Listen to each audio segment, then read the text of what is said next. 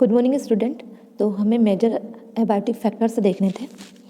जितने भी major abiotic factors हैं वो हमें देखने थे। एबायोटिक से मतलब है नॉन लिविंग, है ना, नॉन लिविंग थिंग्स। और जितने भी एबायोटिक नॉन लिविंग फैक्टर्स हैं, है ना, जैसे कि टेम्परेचर, लाइट, वाटर, मॉइस्चर, ये सब क्या है, मतलब हमारे इन्वायरमेंट में जब भी इनका जो कंसंट्रेशन है वो ज़्यादा हो जाए या कम हो जाए तो उस एरिया के जो ऑर्गेनिज्म हैं उन पर भी असर पड़ता है, वो भी इफ़ेक्टेड होते हैं, है ना। उनकी जो मेटाबॉलिक रिएक्शन होती है वो इफ़ेक्ट करती है ना, क्योंकि जो कंडीशंस होती है उनकी फेवरेबल नहीं होती। अनफेवरेबल कंडीशन में किस तरीके से अपने आप को उस वातावरण के अकॉर्डिंग चेंजेस करते हैं, है ना, किस तरीके से उस वातावरण में, उस इन्वायरमेंट में अपने आप को ज़िंदा रखते हैं, अपने आप को सर्वाइव कर पाते हैं। तो ये जितने भी एबायोटिक फैक्टर्स होते हैं तो ये सीज़न के हिसाब से वेरी करते हैं ना। जैसा सीज़न होता है उसके हिसाब से ये कम ज़्यादा इन्वायरमेंट में हो जाते हैं और सीज़न के अकॉर्डिंग ही हमारे जो ऑर्गेनिज्म होते हैं इन्वायरमेंट के अकॉर्डिंग अपने आप को अडेप्ट कर पाते हैं। तो सबसे पहला जो एबायोटिक फैक्टर है वो है टेम्परेचर। टेम्परेचर, ठीक है। तो ये हमारी अर्थ है और ये हमारा सन है, ठीक है। जब भी अर्थ सन के सामने होती है, सन के सामने होगी, ये होता है हमारे इक्वेटर, इक्वेटर वाला रीजन, ये होते हैं हमारे पोल, नॉर्थ और साउथ, ये वाला भी पोल, ठीक है। तो जब भी अर्थ की ये कंडीशन, 6 महीने अर्थ की जो कंडीशन होती है वो इस तरीके से होती है ना। तो अब इस जगह पे क्या होगा, यहाँ पर गर्मी ज़्यादा होगी कि नहीं होगी, ये वाला एरिया कैसा होगा। तो भाई इस वाले रीजन में क्या होगा कि जो गर्मी है बहुत ज़्यादा होगी, तो इस रीजन को हम क्या बोलेंगे, ट्रॉपिक रीजन, ठीक है। तो इस ट्रॉपिक रीजन में यानी कि इक्वेटर वाला, ये जो इक्वेटर वाला पार्ट है, यहाँ पर क्या होगा, टेम्परेचर बहुत ज़्यादा होगा। और हम अगर इस इक्वेटर से पोल की तरफ अगर बढ़ते हैं तो टेम्परेचर क्या होगा, कम होगा, है ना। पोल पर हमेशा टेम्परेचर कम होता है, चाहे इधर बढ़े चाहे इधर बढ़े, टेम्परेचर हमेशा कम होगा, ठीक है। इस जगह पर हमें तापमान जो है वो ज़्यादा देखने को मिलेगा, ठीक है। तो जो ये हमारा तापमान होता है, जैसे कि हम कहाँ रहते हैं, हम मैदानी क्षेत्रों पर रहते हैं, प्लेन में रहते हैं, ठीक है। अब इस प्लेन से अगर हम ऊपर बढ़ रहे हैं माउंटेन की तरफ, ठीक है, टॉप पर हम यहाँ पर हमको पहुँचना है, तो हमें कैसी फीलिंग होगी। अगर हम यहाँ पर पहुँचते हैं तो हम कैसा फील करेंगे, क्या हमें यहाँ पे बहुत ज़्यादा गर्मी फील होगी, यहाँ पे बहुत ज़्यादा सर्दी फील होगी। तो हम तो रहते हैं मैदानी क्षेत्रों में, है ना, यानी कि प्लेन्स में हम रहते हैं, यहाँ हमारे घर होते हैं। लेकिन किसी को अगर इस टॉप पर, इस ये जो माउंटेन है इस पर चढ़ना है तो फिर वो कैसा फील करेगा। अगर वो इस जगह पे पहुँच जाता है तो कैसा फील करेगा उसको, मतलब यहाँ का जो टेम्परेचर होगा वो बहुत ज़्यादा डाउन होगा। इसका टेम्परेचर डाउन होगा तो यहाँ पर क्या होगा, विंटर जैसा मौसम देखने को मिलेगा, सर्दी यहाँ पर होगी। तो इस तरीके से जो ऑर्गेनिज्म होते हैं, कुछ ऑर्गेनिज्म हमें यहाँ पर देखने को मिलेंगे, कुछ यहाँ पर देखने को मिलेंगे, है ना। तो ये जो ऑर्गेनिज्म होते हैं ये इन्वायरमेंट में जो ये चेंजेस हो रहा है टेम्परेचर का, इसको क्या करते हैं, ये टॉलरेट कर सकते हैं। उसी टॉलरेट की जो क्षमता होती है इनकी बॉडी में, उसी के अकॉर्डिंग अपने आप को मतलब सर्वाइव कर पाते हैं। लेकिन कुछ ऑर्गेनिज्म ऐसे भी होते हैं जो मतलब हायर टेम्परेचर को वो सहन कर सकते हैं, है ना, टॉलरेट कर सकते हैं। जैसे कि एक बैक्टीरिया का नाम है आर्ची बैक्टीरिया। अब ये जो बैक्टीरिया है ये 100 डिग्री सेंटीग्रेड पर, या ये 100 डिग्री सेंटीग्रेड से ज़्यादा का अगर टेम्परेचर होता है तो उस जगह पर भी ये क्या होगा, ये आराम से सर्वाइव कर जाएगा, है ना। तो कुछ बैक्टीरिया होते हैं, कुछ ऑर्गेनिज्म होते हैं, some organism can survive even in higher temperature, है ना। तो ये एग्जाम्पल आपको याद रखना, ये बहुत इंपॉर्टेंट एग्जाम्पल है आर्ची बैक्टीरिया का। आर्ची बैक्टीरिया ऐसा जीवाणु है, ऐसा बैक्टीरिया है जो 100 डिग्री सेंटीग्रेड से ज़्यादा के तापमान में भी अपने आप को जिंदा रह सकता है, ठीक है। क्योंकि इसके अंदर है वो कि इसके अंदर वो चीज़ है, वो क्षमता है कि ये, इसकी बॉडी इस तरीके से बनी हुई है कि ये इतनी ज़्यादा हायर टेम्परेचर को टॉलरेट कर सकता है, ठीक है। अब ये जो टॉलरेट करने की क्षमता होती है ना, सब में अलग अलग होती है, हर ऑर्गेनिज्म में सेम नहीं होती है, ये सब में अलग अलग होती है। जैसे कि हम बात करें मैंगो के बारे में, ठीक है, ये हमारी बुक में भी दिया हुआ है, मैंगो ट्री के बारे में दिया हुआ है कि जो मैंगो ट्री है, mango tree don't grow in temperate region, mango tree don't grow in temperate region in Canada, Canada के अंदर जितना भी, कनाडा में क्या होता है कि टेम्परेट रीजन्स होते हैं, मतलब वहाँ का जो इन्वायरमेंट होता है वो मतलब बहुत ज़्यादा कम भी नहीं होता, बहुत ज़्यादा भी नहीं होता है ना। वहाँ का जो टेम्परेचर होता है हल्का तापमान वहाँ पर पाया जाता है। तो इस इन्वायरमेंट में, इस जगह में, कनाडा में हम क्या मैंगो को ग्रो कर सकते हैं क्या? यहाँ पर जो मैंगो के ट्रीज़ होंगे हमको देखने को नहीं मिलेंगे, यहाँ पर हम मैंगो को ग्रो नहीं कर सकते क्योंकि वो इस तरह के टेम्परेचर को टॉलरेट नहीं कर सकता ना, ये इसके लिए फेवरेबल कंडीशन नहीं है इसको ग्रो करने के लिए। तो इसको हम, इस मैंगो को हम कहाँ ग्रो कर सकते हैं? हम इसे ग्रो कर सकते हैं ट्रॉपिकल रीजन्स में, है ना, जहाँ पर क्या हो ज़्यादा, ट्रॉपिकल रीजन्स जहाँ पर मतलब बहुत ज़्यादा गर्मी होती है ना, उस एरिया को बोला जाता है। तो हमारे मैंगो को ग्रो करने के लिए हमें इन्वायरमेंट ऐसा चाहिए जहाँ पर मतलब बहुत ज़्यादा गर्मी भी ना हो, है ना, और बहुत ज़्यादा डाउन भी ना हो वहाँ का टेम्परेचर। तो ऐसे एरियाज़ में हम मैंगो को ग्रो कर सकते हैं, ठीक है। तो ट्रॉपिकल रीजन्स में हम मैंगो को ग्रो कर सकते हैं। और कनाडा का जो टेम्परेट रीजन है वहाँ पर हम मैंगो को ग्रो नहीं कर सकते, वहाँ पर मैंगो ट्री नहीं पाए जाएंगे क्योंकि इनमें वो टेम्परेचर को टॉलरेट करने की क्षमता नहीं होगी, ठीक है। तो एक तो ये एग्जाम्पल दिया हुआ है हमारी बुक में। दूसरा दिया हुआ है कुछ मतलब जानवर्स होते हैं, कुछ एनिमल्स होते हैं जो कि जितना भी केरला का फॉरेस्ट होगा वहाँ पर नहीं पाए जाएंगे, है ना। उसका एक एग्जांपल दिया हुआ है लियोपोल्ड का। सम लियोपोल्ड्स होते हैं, लियोपोल्ड से मतलब है तेंदुआ, है ना। Leopards are not found in Kerala forest, ठीक है। तो ये जो लियोपोल्ड्स है ये केरला के फॉरेस्ट में नहीं पाए जाएंगे क्योंकि उस फॉरेस्ट में जो इनको फेवरेबल कंडीशन चाहिए ज़िंदा रहने के लिए, सर्वाइव करने के लिए, वो नहीं मिलेगी। इस केरला के जंगल में इनको इनके अकॉर्डिंग फेवरेबल कंडीशन नहीं मिलेगी, है ना। फेवरेबल कंडीशन नहीं मिलेगी तो ये वहाँ पर सर्वाइव नहीं कर सकते, ठीक है। एक तो ये एग्जाम्पल दिया हुआ है लियोपोल्ड का, मैंगो ट्री का हो गया। दूसरा दिया हुआ है, अगला एग्जाम्पल दिया हुआ है टूना फिश का। Tuna fish are not found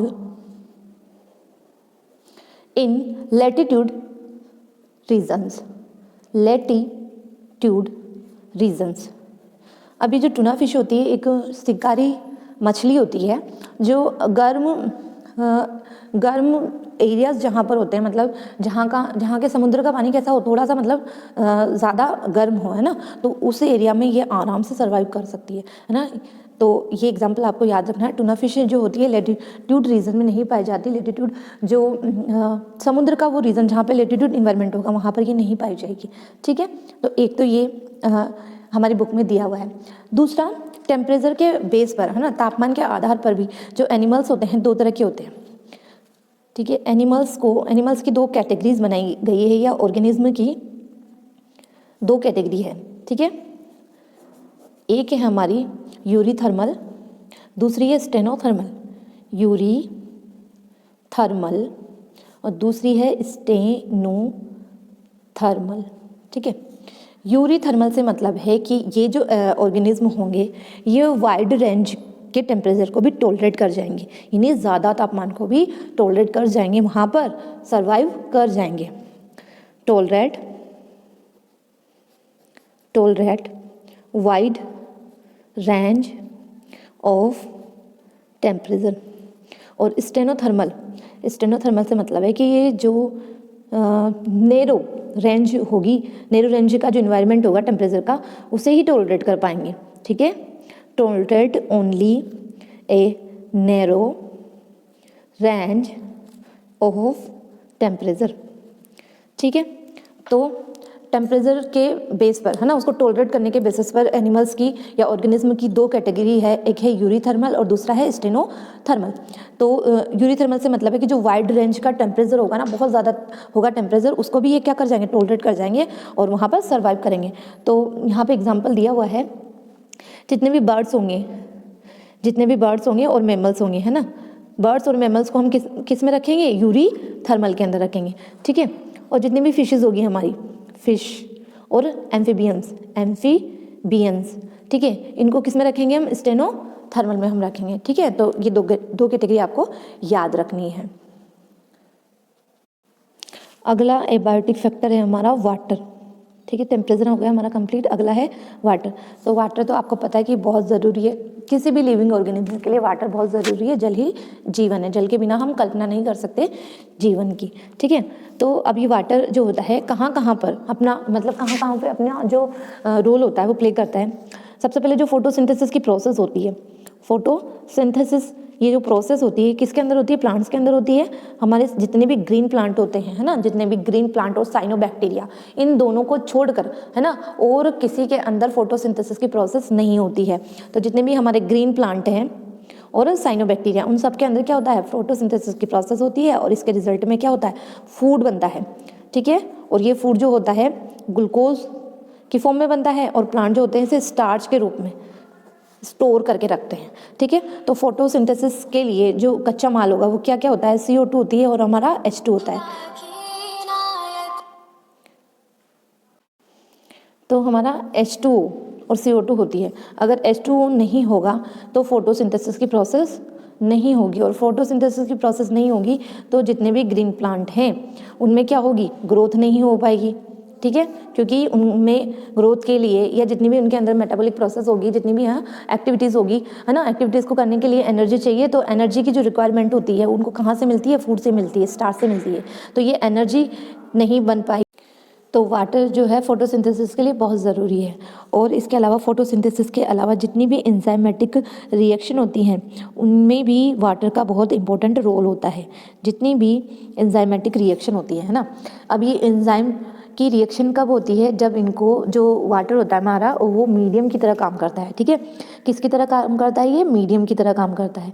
और अगर ये मीडियम ही अवेलेबल नहीं हो तो रिएक्शन में जो एंजाइम होते हैं हमारे वो अपनी जो रिएक्शन है उसको नहीं कर पाएंगे, सही से नहीं कर पाएंगे। ठीक है, तो एंजाइमेटिक रिएक्शन के लिए भी वाटर का बहुत इंपॉर्टेंट रोल होता है। इसके अलावा जो वाटर होता है सोलवेंट के रूप में भी यूज़ किया जाता है। ठीक है, इसके अलावा हमारा जो वाटर होता है जितने भी इक्वेटिक एनिमल्स होते हैं उनके सरवाइव करने के लिए वाटर बहुत इम्पोर्टेंट होता है। जैसे कि मान लो जितने भी ये इक्वेटिक एनिमल्स होते हैं वाटर के अंदर रहते हैं, तो उस वाटर का जो भी केमिकल कंपोजिशन होगी, है ना, केमिकल कंपोजिशन या उस वाटर का जो pH लेवल होगा, अगर वो चेंज हो जाता है ना, pH लेवल चेंज हो जाता है, तो उस वाटर के अंदर जो भी ऑर्गेनिज्म रहती हैं, जो भी स्पीसीज रहती हैं, वो स्पीसीज भी क्या होगी? इफेक्टिव होगी, है ना। तो वो सर्वाइव pH लेवल अगर वाटर का इंक्रीज होगा तो वहाँ की जो स्पीसीज होगी वो डिस्ट्रॉय हो जाएगी, है ना। तो इस तरीके से इक्वेटिक एनिमल्स के लिए वाटर का बहुत इंपॉर्टेंट रोल होता है। तो इसके साथ साथ जो हमारा वाटर होता है, वाटर के अंदर जो साल्ट का कंसंट्रेशन होता है उस पर भी जो ऑर्गेनिज्म की लाइफ होती है वो डिपेंड करती है। जैसे कि इनलैंड यानी जितना भी फ्रेश वाटर है हमारा, जितना भी फ्रेश वाटर है अर्थ के ऊपर, है ना, जो किस किस फॉर्म में पाया जाता है? पॉन्ड के रूप में, रिवर के रूप में, है ना। ये रिवर और पॉन्ड क्या है? इनलैंड, है ना, फ्रेश वाटर के सोर्सेस हैं ये हमारे। तो इनका जो साल्ट कंसंट्रेशन होगा, इनका जो साल्ट कंसंट्रेशन जो होगा वो लगभग होगा 5। ठीक है, पॉन्ड और रिवर का साल्ट कंसंट्रेशन क्या होगा? 5। और इसके अलावा जितने भी सी वाटर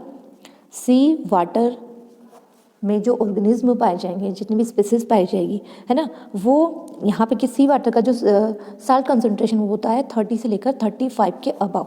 तो अगर कोई स्पीसीज हमारे फ्रेश वाटर में सर्वाइव करती है, उस स्पीसीज को अगर हम सी वाटर के अंदर डाल दें तो क्या वो सर्वाइव कर पाएगी? क्या वो सर्वाइव नहीं कर पाएगी। ठीक है, क्योंकि अलग अलग साल्ट कंसंट्रेशन लेवल पर ही वो ऑर्गेनिज्म, वो स्पीसीज अपने आप को अडेप्ट कर पाती है वहाँ पर सर्वाइव करने के लिए। इसी के साथ साथ जितने भी हाइपर सलाइन सोर्सेस होते हैं उनको हम बोलते हैं लेगून। ठीक है, इन सोर्सेस का, इन स्पेस का जो सलाइन कंसंट्रेशन होता है वो 100 से भी ज़्यादा होता है। ठीक है, 100 से भी ज़्यादा होता है। जितना भी फ्रेश वाटर होता है उसका साल्ट कंसंट्रेशन होता है 5, सी वाटर का होता है 30 से 35, और जितना हाइपर सलाइन यानी लेगून टाइप के जो एरियाज़ होते हैं वहाँ का होता है 100 डिग्री से ज़्यादा, ठीक है। तो अब जैसे इनका साल्ट कंसंट्रेशन लेवल बढ़ रहा है, तो अगर ये जो स्पीसीज़ है, फ्रेश वाटर की स्पीसीज़ को अगर यहाँ डाला जाए, है ना, तो ये क्या सर्वाइव कर पाएगी? ये कुछ समय के लिए सर्वाइव कर पाएगी, लेकिन ज़्यादा समय के लिए इसको यहाँ पर रहना पड़े, सी वाटर में रहना पड़े, है ना। जितने भी फ्रेश वाटर की जो फिश होती है वो मराइन वाटर में जाती है, तो वो कुछ समय के लिए ही माइग्रेट कर पाती है, ज़्यादा लंबे समय के लिए वो वहाँ पर नहीं रह पाती है, तो इसलिए वापस वो माइग्रेट करके फ्रेश वाटर में आ जाती है। क्यों आ जाती है? क्योंकि उनके अंदर क्या होता है, ओस्मो रेगुलेशन का जो प्रोसेस होता है वो अच्छे से नहीं हो पाता है, ठीक है। क्या नहीं हो पाता है? ओस्मो रेगुलेशन को वो मेंटेन नहीं कर पाती है, ठीक है। इसीलिए फ्रेश वाटर की जो फिश होती है मराइन वाटर में नहीं सर्वाइव कर सकती, ठीक है। सलाइन के बेसिस पे, मतलब ये साल्ट कंसंट्रेशन के बेसिस पर भी एनिमल्स को या ऑर्गेनिज्म को दो कैटेगरी में रखा गया है। ऑर्गेनिज्म की दो कैटेगरी है, एक है हमारी यूरी हेलाइन और अगली है हमारी स्टेनो हेलाइन, ठीक है। यूरी हेलाइन और स्टेनो हेलाइन में क्या डिफरेंस है? यूरी हेलाइन से मतलब है कि मतलब ये wide range of salt concentration, है ना, साल्ट कंसंट्रेशन की ये वाइल्ड, है ना, बहुत ज़्यादा वाइल्ड रेंज, और ये है नैरो रेंज, ठीक है। यानी कि जितना भी साल्ट कंसंट्रेशन का लेवल ज़्यादा होगा, वाइड रेंज होगी, वहाँ पर सर्वाइव करने वाले ऑर्गेनिज्म को हम क्या बोलेंगे? यूरी हेलाइन। और नैरो यानी बहुत कम नमकीन पानी में रहने वाले हैं, है ना, नैरो रेंज में रहने वाले एनिमल्स को हम क्या बोलेंगे? स्टेनो हेलाइन। तो ये दो कैटेगरी है, यानी कि दो टर्म्स हैं, यूरी हेलाइन और स्टेनो हेलाइन, ये याद रखनी है अपने को, ठीक। तो ये तो हमारा वाटर कंप्लीट हो गया। यहाँ पर वाटर जो सेकेंड एबायोटिक फैक्टर था। तीसरा है हमारा लाइट एबायोटिक फैक्टर है हमारा। तो देखो लाइट जो होती है फोटोसिंथेसिस के लिए बहुत इंपॉर्टेंट होती है। किसके लिए इंपॉर्टेंट होती है? फोटोसिंथेसिस के लिए, ठीक है। अगर किसी भी फॉरेस्ट में अगर फोटोसिंथेसिस प्रोसेस नहीं होगी तो वहाँ की जो फूड चेन होगी वो भी क्या हो जाएगी? डिस्टर्ब हो जाएगी, ठीक है। तो फोटोसिंथेसिस को प्रॉपर वे में होने के लिए लाइट बहुत ज़रूरी है, क्योंकि जो फॉरेस्ट होते हैं ना, फॉरेस्ट की जो पेड़ पौधे होते हैं, है ना, वो कैसे होते हैं? इस तरीके से होते हैं वहाँ पर, जैसे पास होते हैं, बहुत घने घने से होते हैं। तो फॉरेस्ट में हमने देखा कि बहुत बड़े बड़े पेड़ होते हैं और उसी के साथ छोटे छोटे पेड़ पौधे भी होते हैं। छोटे छोटे हमें नज़र नहीं आते, हम ऊपर से देखते हैं तो वो हमें जो नज़र आते हैं वो लॉन्ग ट्रीज हमें नज़र आती हैं, ठीक है। तो अब जब फोटोसिंथेसिस ऐसा तो है नहीं कि इन्हीं में होगा, इन ट्रीज़ में ही होगा। फोटोसिंथेसिस तो यहाँ पर भी होगा, है ना, फोटोसिंथेसिस तो सब में ही होगा। तो ये जो छोटी साइज़ की जो ट्रीज़ है इनको क्या बोलेंगे हम? हर्ब्स, ठीक है। तो अब ये फोटोसिंथेसिस के लिए जो लाइट आ रही है ना, तो लाइट का जो क्वांटिटी है वो यहाँ पर बहुत कम मात्रा में पहुँच पाएगी, लेकिन ये जो श्रब्स है उस कम क्वांटिटी के लिए भी अपने आप को अडेप्ट कर लेती है, अपने आप को उसके अकॉर्डिंग एडजस्ट कर लेती है। कम लाइट में भी वो अपने आप को एडजस्ट कर लेगी और उस कम लाइट में भी वो क्या कर लेगी? फोटोसिंथेसिस को कंप्लीट कर लेगी, है ना। तभी तो उनके अंदर भी क्या बनेगा? फूड बनेगा, और वो भी अपने आप को उस एनवायरनमेंट में एडजस्ट कर पाएंगे, ठीक है। इसके अलावा रिप्रोडक्टिव साइकिल जो होता है इनका वो भी कंप्लीट हो पाता है लाइट की वजह से, है ना, ठीक है। रिप्रोडक्टिव साइकिल को भी लाइट जो होता है हमारा इक्वेटिक फैक्टर वो अफेक्ट करता है। दूसरा, जितने भी मतलब जैसे कि अब ये जो हमारा फॉरेस्ट का, तो यहाँ पर क्या है, ये मान लीजिए ये पानी वाला एरिया है और यहाँ पर प्रेजेंट है हमारी रेड एल्गी, ये होती है ना छोटी छोटी रेड एल्गी यहाँ पर प्रेजेंट है। तो जब जो लाइट है हमारी यहाँ तक इतनी कम मात्रा में पहुँच पा रही है, तो यहाँ तो बहुत कम मात्रा में पहुँच पाएगी, है ना। तो क्या होता है, यूवी जो किरणें होती है, यूवी जो रे होती है वो क्या होती है? पेनिट्रेट कर पाती है, और जो भी कम मात्रा में, जितनी भी कम क्वांटिटी में लाइट इसको मिलेगी उसी से ये क्या करेंगे? फोटोसिंथेसिस करेंगे और अपना खाना कर पाएंगे और फूड का फॉर्मेशन कर पाएंगे, ठीक है। तो इस तरीके से ये क्या होता है, इन्वायरमेंट के अकॉर्डिंग अपने आप को अडेप्ट कर पाते हैं और वहाँ पर सर्वाइव कर लेते हैं, फूड का फॉर्मेशन कर लेते हैं, ठीक है। तो ये थर्ड एबायोटिक फैक्टर था हमारा लाइट। इसके बाद देखते हैं हम नेक्स्ट सॉइल। फोर्थ है हमारा सॉइल। तो सॉइल का जो नेचर होता है या उसका जो कंपोजिशन होता है वो किस किस पे डिपेंड करता है? सॉइल का नेचर, एक तो उसकी वेदरिंग कैसे हुई, वेदरिंग ऑफ सॉइल कैसे हुई? तो जो वेदरिंग होती है उसको कौन स्टार्ट करता है? लाइकेन। बड़ी बड़ी चट्टानों को जो लाइकेन होती है वो उनको तोड़ देती है और मिट्टी में रूपांतरित कर देती है, ठीक है। दूसरा क्लाइमेट, वहाँ का जो क्लाइमेट होता है उस पर भी डिपेंड करता है सॉइल का नेचर, ठीक है। इसके अलावा सॉइल का जो नेचर होता है वो जैसे कि वो ट्रांसपोर्टेड है या सेडिमेंट्री सोयल है ना। जैसे कि सेडिमेंट्री से मतलब है कि एक ही जगह पर पहले से उपस्थित है, या ट्रांसपोर्ट मतलब क्या, ये पानी से बहकर आई है ना, और यहाँ पर इकट्ठी हुई है, सॉइल का फॉर्मेशन हुआ है, ठीक है। और सॉइल का जो नेचर होता है उसके कंपोजिशन पर भी डिपेंड करता है। तो ये सब चीज़ें जो होती है, weathering of soil, climate, transport and sediment, soil का कंपोजिशन, ये सब क्या है? इसके नेचर को या इसके कंपोजिशन को बताने में बहुत अहम रोल अदा करते हैं, या इन सब चीज़ों पर सॉइल का नेचर डिपेंड करता है, ठीक है। एक होता है कैरेक्टरिस्टिक फीचर्स। सॉइल का जो कैरेक्टरिस्टिक फीचर्स होंगे वो कैसे होंगे? देखो, सॉइल के लिए एक फैक्टर होता है एडेफिक फैक्टर। एडेफिक फैक्टर से मतलब है कि उस सॉइल की फिजिकल और केमिकल प्रॉपर्टीज किस तरह की होगी। Physical and chemical properties of soil, ठीक है। इसका कैरेक्टरिस्टिक फीचर्स देख रहे हैं ऑफ सॉइल, ठीक है। तो उसके अंदर एक फैक्टर होता है एडेफिक फैक्टर। एडेफिक फैक्टर से मतलब है कि सॉइल का केमिकल और फिजिकली जो कंपोजिशन या उसकी जो प्रॉपर्टी होगी किस तरह की होगी। इसका पीएच लेवल कैसा होगा? जैसे कि मान लो इसे सॉइल का जो पीएच लेवल होता है 5.5 से लेकर 6.5 तक होता है, ठीक है। अगर इससे हाई यानी एसिडिक मीडियम होगा, एसिडिक वाला, या बेस अगर कम होगी सॉइल की पीएच या ज़्यादा होगी सॉइल की पीएच, तो वहाँ की जो क्रॉप होगी, क्रॉप का डेवलपमेंट है ना, या उसका प्रोडक्शन उस पर डिपेंड करेगा। और इसके अलावा वाटर होल्डिंग कैपेसिटी, जैसे वाटर को कितनी देर तक होल्ड करके रख सकती है ना। और उसी बेसिस पर मतलब वहाँ का जो क्रॉप होगी, जो खेती करेंगे, वो भी डिपेंड करेगी। इसके अलावा सॉइल का जो ग्रेन साइज़, यानी उसके जो सॉइल के जो पार्टिकल्स होंगे है ना, वो किस तरह के होंगे, किस साइज़ के होंगे, उससे भी सॉइल का कंपोजिशन है ना, सॉइल का जो नेचर होगा वो डिसाइड हो जाएगा।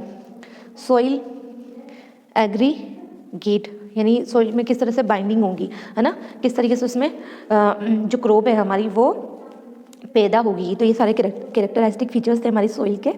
इसके अलावा सॉइल के बेस पर जो वाटर होता है दो तरह का होता है। एक होता है कैपिलरीज वाटर, और दूसरा होता है हाइड्रोस्कोपिक वाटर।